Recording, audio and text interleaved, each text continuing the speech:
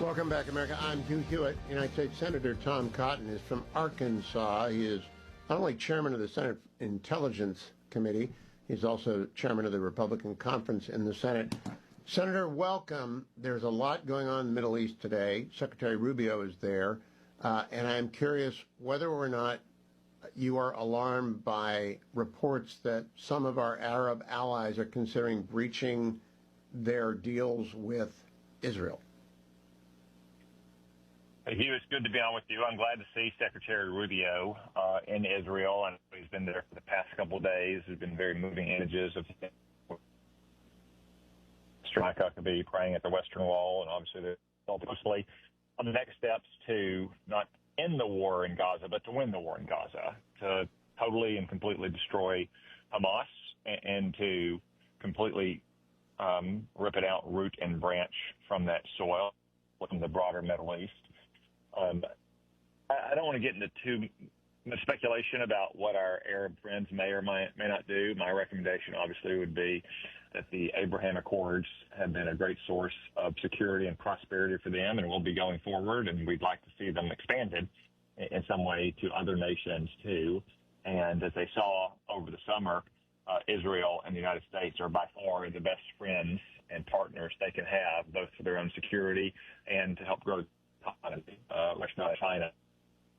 Do you think, Senator, you're breaking up a little bit, so I'm sorry if I stepped on you there a little bit. Do you think if Egypt were to withdraw from the Camp David Accords, as President Sisi has intimated but not actually threatened, that it would impact the relationship of Egypt with the United States, or ought to?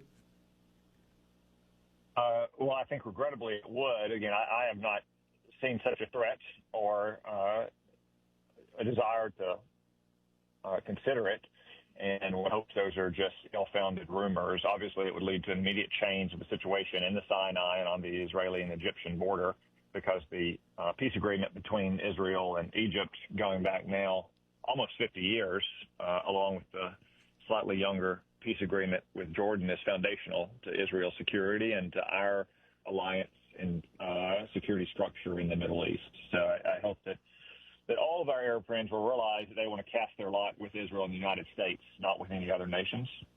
Do you believe that in the United States, last night were the Emmys, and we had the usual denunciation of Israel from inside Hollywood crowd. I don't think it moves public opinion at all. I think public opinion is solidly behind the Jewish state and will remain there in America. Do you agree with that? Oh, yeah, no question, Hugh. Certainly among Republicans and independents, which make up a pretty sizable majority now of public opinion, support for Israel is rock solid. Even among Democrats, some older Democrats, more moderate Democrats around the country, they still support Israel. What you do have is a very vocal, very animated, in some cases very violent, left-wing faction of pretty much openly anti-Zionist and even anti-Semitic Democrats on the far left. So, Senator, I want to turn to the continuing resolution that Leader Thune is attempting to navigate. Senator Schumer has said it's got to have A, B, and C added to it. In the House, Congressman Cole has said we may want to address some security issues in the aftermath of Charlie's murder, but we don't want anything else. What's the status of the CR as opposed to appropriations bills that might deal with Obamacare? Yeah, Hugh, I can't give you an up-to-the-minute status, but as of this morning, I think we are waiting for the House of Representatives to release the text of the bill. I've spoken with both the Speaker and John Thune in the last couple of days, and they expect it to be a very straightforward continuing resolution that funds the government at past levels through, say, the week before Thanksgiving. And that'll give the Congress time to get the work done that Chuck Schumer has prevented us from doing by blockading all of our nominees, tying up the Senate, which is passing the annual spending bills. Again, this is something Chuck Schumer never did in 4 years when he ran the Senate, because he wanted to hold all that power for himself. Republicans would like to have an orderly process where everyone gets a say. We get to address each other's priorities, the priorities of our states. Again, I think that's where we're going. It could include some small modifications here.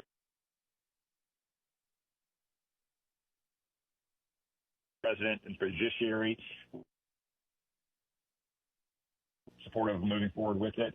I don't know if they've developed any recommendations for enhanced security at the Capitol or for senators and congressmen, but I'd be willing to consider that as well. But other than those small matters,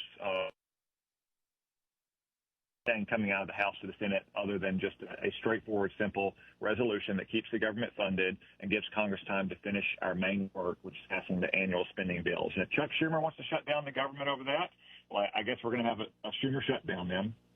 All right. Now I want to change over to my friend Charlie and colleague Charlie. Vice President Vance sat in for him today on the Salem Network on the Charlie Kirk Show, and I've been playing bits of that. People can find the entire program online. And then Justice Barrett was my guest earlier today, and I'm playing that interview across 3 hours so that people in every hour can hear the justice talk about her book, Listening to Law. But she remarked on the somber nature of the campus at Notre Dame, where she had done a talk this weekend after I talked to her on Wednesday, everything sort of having changed in the younger generation. Has it been the source of a lot of concern or just a different mood in the Senate since that happened? Well, Hugh, obviously I want to express my deepest condolences to Eric Kirk, Charlie's widow, and to his 2 young children and his family and friends and all those who were touched by his remarkable work among America's youth. And I think we need to put it in broader context. There's the immediate context of his murderer, who I gather will face the death penalty, and he should, but also the trend of left-wing violence in this country. I'm sorry, Hugh, that this may offend some, but this is not a problem on both sides. Political violence in America is almost exclusively left-wing violence directed at people on the right. Charlie Kirk, Donald Trump, Brett Kavanaugh, members of Congress at a congressional baseball practice, all attacked by left-wing activists who wanted to kill them, and sadly, in Charlie's case, who succeeded. I know the media loves to throw out other examples, but those are a horse of a different color.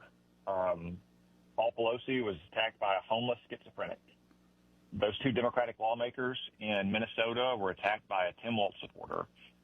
Josh Shapiro, the governor of Pennsylvania, had his mansion burned by a left-wing pro-Hamas activist for not being left-wing enough. And unfortunately, Hugh, you see it in public opinion polling as well. Almost no Republicans condone or celebrate violence, and a lot of Democrats, when asked in those polls, do. Or Hugh, I think you can just see it in the contrast of what's happened over the last 4 or 5 days in America. When Charlie Kirk was brutally murdered last week, his supporters held prayer vigils. When George Floyd died, his supporters burned down American cities in some of the worst riots ever.